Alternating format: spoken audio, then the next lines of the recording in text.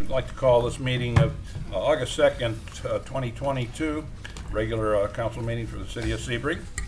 We'll stand for an invocation. I think our mayor is going to lead us. Sure. And the Pledge of Allegiance. Please bow with me. Lord, thank you for a wonderful city that we live in. Thank you for the day that we're here. We appreciate our staff, appreciate the council. We ask that you guide them in making right and sound decisions and fair for everyone. We ask that you watch over Leonard, who's coming to the end of his double pneumonia. Saw him this morning, and he's still kind of hacking away, but he's improving, and we'll hopefully have him back here in the next week or so. We ask that you watch over everybody, and all we do in your name, in Jesus Christ. Amen. Amen. Pledge allegiance To the flag of the United States of America and to the republic for which it stands, one nation under God, indivisible, with liberty and justice for all. Thank you, Mayor Shoup. Welcome. Kathy, let's call the roll, see who's here tonight. Mayor Shoup. Here. Bishop. Here. Carlisle. Mendel. Here. Stewart. Here. Detman. Here. I'd like to announce if there's anyone that would like to approach council tonight and discuss anything that might be on your mind. You come up and see Mrs. Haley, our certified municipal clerk. She'll give you a little piece of paper to fill out, and then we'll call you up a little bit later in the agenda. For right now, I'd like to ask the mayor if he has a report this evening. No real report, but if you don't know, it's Tom Detman's birthday today. Good. You can wish him all a happy birthday. So Happy birthday. happy birthday, Tom. Thank you, sir. So say we all. Thank you. Thank you very much. And that's what I've been looking forward to all year, spend my birthday night here at the city council meeting and a budget workshop right after this. Thank you. And we thank you. Thank you, ma'am. Council members' concerns, comments, and liaison reports. Start with Mrs. Mendel to my left. Other than just studying about the budgets, I don't have any reports. That's all I- Stewart, No report. All good. you're good? Anybody else? Okay, I guess that's the end of that. We have a consent item, agenda, consent agenda, items A through H. Entertain a motion to pass the consent agenda. Motion to approve the consent agenda as presented. Second. Okay, have a motion and a second to approve the consent agenda. Anyone in the audience like to discuss any one of these items A through H on your agenda? Hearing none, Kathy, call a roll. Bishop. Yes. Mendel. Yes. Stewart. Yes. Detman. Yes. I don't see any old business under item 9. I don't see any new business under item 10. So we're already at business from the audience, number 11, and the very first one that I had that Mrs. Haley had given me was Mr. Dale, is it Gillis? Mr. Dale Gillis? Yes, sir. Come on up. Introduce yourself to us. And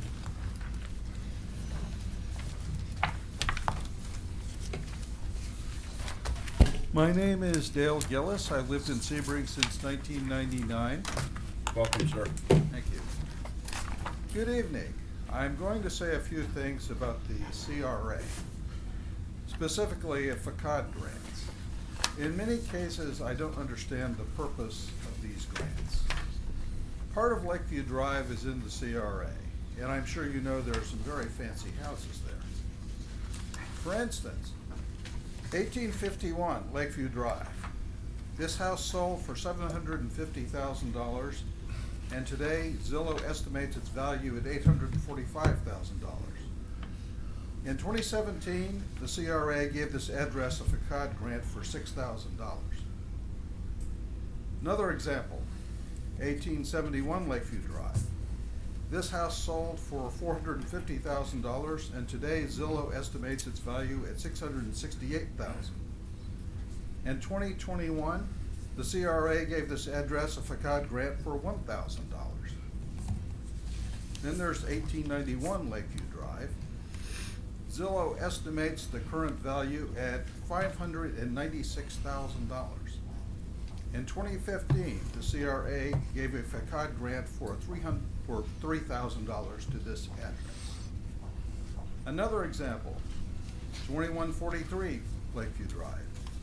This house sold for $475,000. Zillow estimates its present value at $600,000.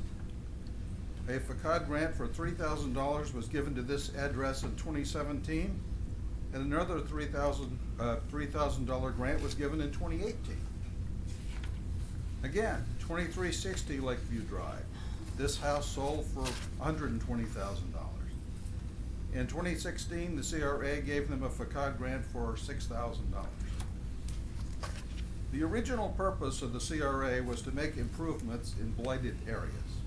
That's what the ordinance that created the CRA says. I don't see how facade grants to homes worth over $800,000 fits with this goal. Did anyone explain the purpose of these grants? So I will email this information to members of the city council, since I know these, hard to follow all these figures. Thank you. Thank you, Mr. Gillis. Mr. James Dean, please. Mr. Dean, you need 10 minutes. That's not our protocol, so if you can stay as close to 3 minutes, I'll give you a bit of a warning on that. I'm James Dean of Sebring. I'd like to reach out tonight to the silent majority who are watching this meeting from home. Most of you want to preserve the legacy of George Sebring and are not happy about CRA's misuse of your tax dollars and ask, what can I do? You felt helpless as CRA bulldozed the historic Nancesui Hotel before Christmas 2019.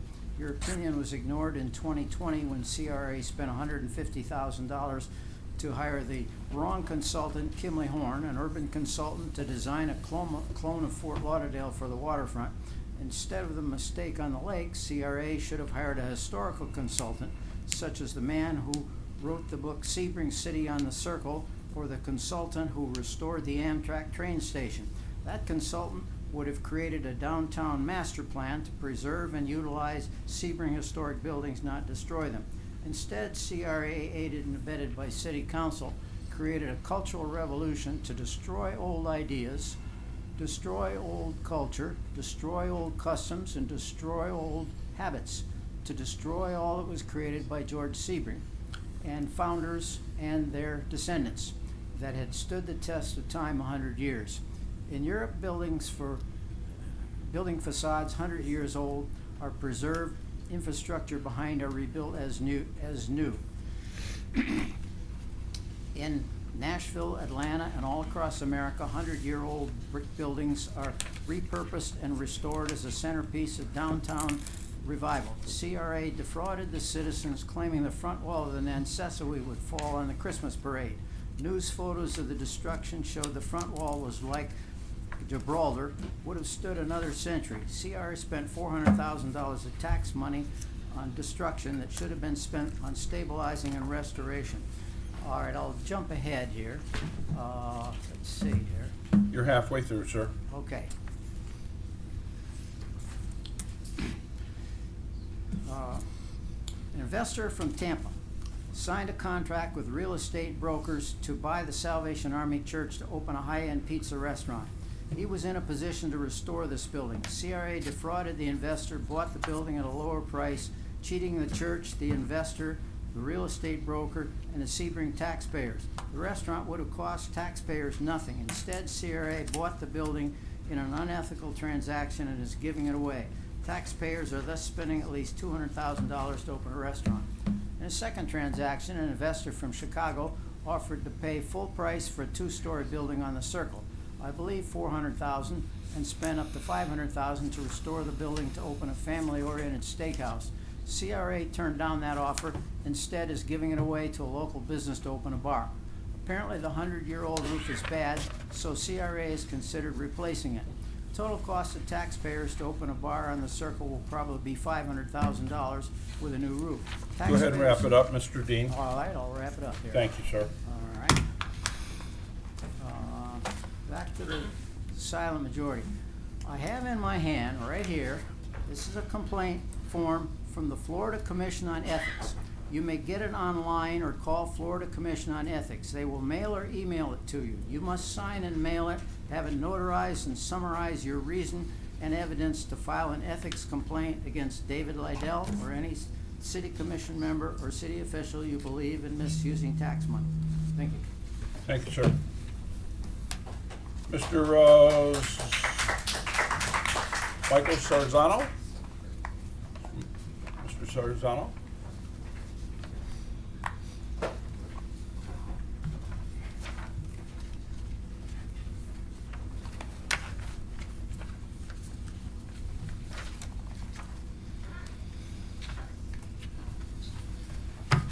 Thank you for being here tonight, sir. Good afternoon, Council of Sebring, Florida. I'm here today as Michael Zarzano, a citizen, a taxpayer in Sebring, Florida. And I am here as a concerned citizen following in the footsteps of Mr. Sebring, who founded this city. As it's been stated in the history books, Mr. Sebring founded this community for a place for Christians and other professional Christians to be able to retire in a Christian environment. We are one nation under God. As it states on your wall behind your back there, in God we trust. We teach our children the Pledge of Allegiance, one nation under God. And I'm here today to be testifying to the behavior that I've witnessed on YouTube channel by many protesters who came here with a very hostile, anti-Christ agenda. There was even a preacher, he claimed to be a preacher, that advocated for LGBTQ, I believe is the acronym, which includes homosexuality. And we have reminders in the Bible regarding this kind of behavior. There was a rainbow given by God as a reminder that he would never destroy the earth with water again. But he did promise when he came back and judgment would be coming to those who did not obey him and did not love him, that he would destroy it this second time with fire. But the rainbow was a promise, and that symbol has now been polluted by a group of people that use it as their symbol. And this is an absolute hostile gesture, repugnant to the Bible, to Christians everywhere. There are three main religions in the world: the Christian religion, the Hebrew religion, and the Abrahamic faith of Muhammad. These three religions profess to believe in the God of Abraham, Isaac, and Jacob. All three of these religious beliefs and their documents and their biblical structure teaches that this behavior of homosexuality is abhorrent and that it is vile, repugnant to any people with any type of sense. And this was the community that Mr. Sebring wanted to create many, many years ago. And now, unfortunately, it is being disrespected by a certain group of people. Starting in the 1960s, really, is when Try to wrap it up, please. We're past your time. What minute mark am I at? You're at 3:21 right now. Okay, I read on the thing it said 5 minutes. Okay, go ahead. Okay, thank you, sir. Finish up, please. Appreciate it. I listened to the video and watched it, and I saw that we Christians were we were attacking businesses. And that wasn't true. I watched the video. They were attacking behavior. They were attacking public display of nudity. A man claimed to be a homosexual, and he stated that he had a husband, and that people were unjustly attacking business owners in a public forum. Is he saying that we Christians don't have a right to believe our Bible and express the Bible in public? This same Bible clearly declares that a homosexual is a vile behavior. It is repugnant to the Christian faith, just as is any other sin, such as murder, theft, prostitution. All of these sins, they're all the same. None is greater than the other. But God did chose to burn 2 cities, Sodom and Gomorrah, with fire because they were filled with sexual sin of both the homosexual and the regular type of sinful behavior. So there is really no difference other than the caliber. And God did see a greater caliber in that particular type of sin. So that's what we're talking about today, folks. We're talking about a group of people that are publicly displaying a behavior and a fleshly display of their bodies in a way. Okay, I will end it now. This is the point. We must stop this infectious disease of this promiscuous behavior of these vile people. Thank you very much. Thank you, Mr. Giordano.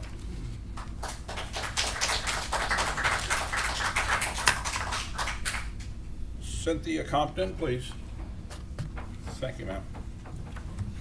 Good evening. Good evening. I watched the video of last month's council meeting also. My name is Cynthia Compton, for the record, citizen of Florida and Sebring. I'm going to read part of this because I am quoting from Mr. Shoup's beautiful prayer last month, and I don't want to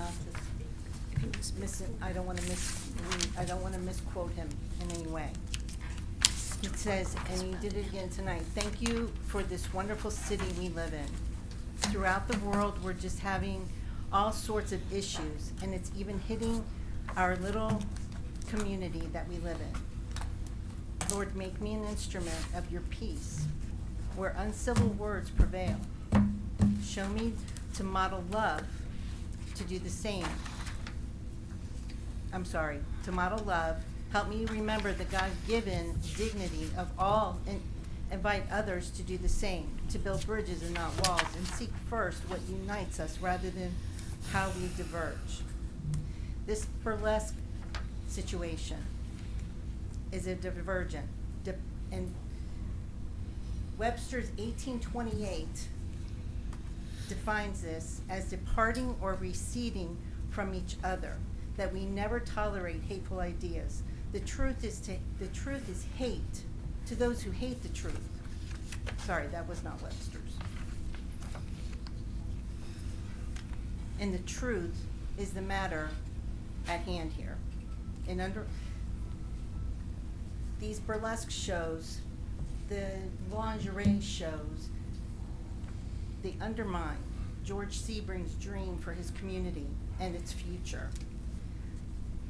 Webster said in 1828, undermine means to remove the foundation or support of anything by clandestine means. Clandestine, secret, private, hidden, withdrawn from public view. It often bears an ill sense as implying craft or deception or evil design. The demeaning of women in this world, where the women, they want their rights, they want to be respected, they want their equal rights to men. By taking off your clothes for men to gawk at you and lust after you and sin because you want to act this way, you can keep your comments to yourself, thank you. Can you please stop can you please stop them? Ask them to leave if they can't show some respect. Okay, she's fine now. You had a great deal of support for this, sir. Excuse me?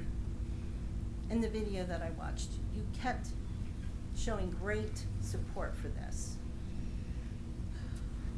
Our Constitution is to keep government in check, accountable for their decisions. Our rights, people's citizens' rights, are endowed by our Creator. That's God, the God of Abraham, Isaac, and Jacob.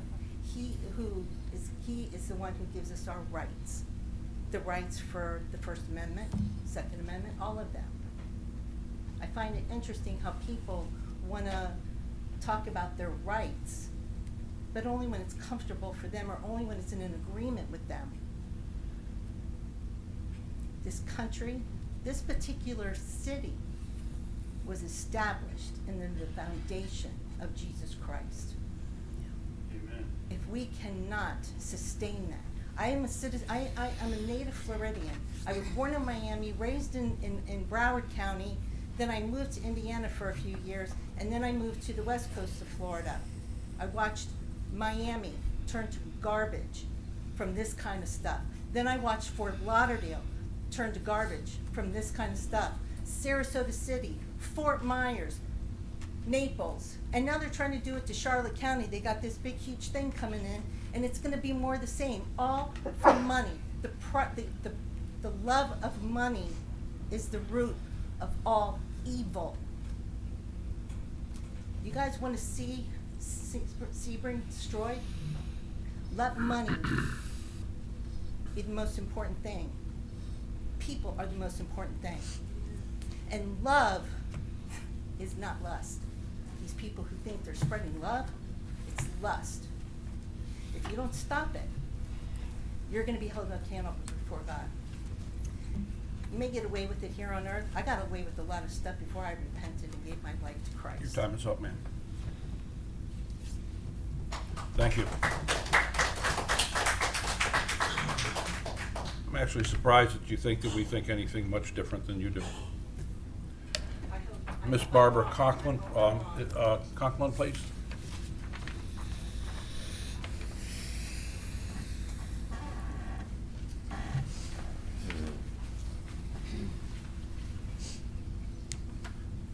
Good evening, Barbara.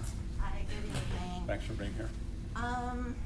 Barbara Cochran, Sebring, Florida. I made it a little late. I hope Councilman Carlisle is okay. Oh. Hello. Okay. I'm not usually known for being quiet, so I'll just speak up. I hope Councilman Carlisle is okay. I made it a little bit late. He made a comment one meeting that he did not agree with me that our culture is changing in Sebring. He said he was born and raised here, lived his whole life here, and Sebring had not changed a bit. Well, I beg to differ because we have missions now that are doing mobile showers. We have bread lines. We have people living in the woods. There's quite a bit that has changed, including sexual orientation. And I've been 50 years here with watching the changes, and some of them are good, very good. You can't beat your children now without law enforcement showing up. It used to be a civil matter, now it's against the law, so there's been a lot of changes. My concern is not sex. It's really not. I don't care who marries who, if they marry a shoe. That's not my role as a Christian. What I'm worried about is law and law enforcement. And this has been my concern for a very, very long time, that there are certain people in this town that has a certain set of laws that are allowed to them, and another group that can just do whatever they want. For example, a lady with a golf cart, if she wants to go zigzagging all over Ridgewood Drive, she's allowed to because she's friends with law enforcement. So the lack of law enforcement is one thing. Civility, you've prayed for it, Mayor Shoup. We've had a lot of disruption and a lot of yelling in here that I would have never been allowed to get away with. That's a change that I don't approve of. Also, there has been lies and corruption that has not been confronted nor discussed nor enforced within our CRA. So Scott, I spoke with you one time. CRA, I'm concerned about their transparency.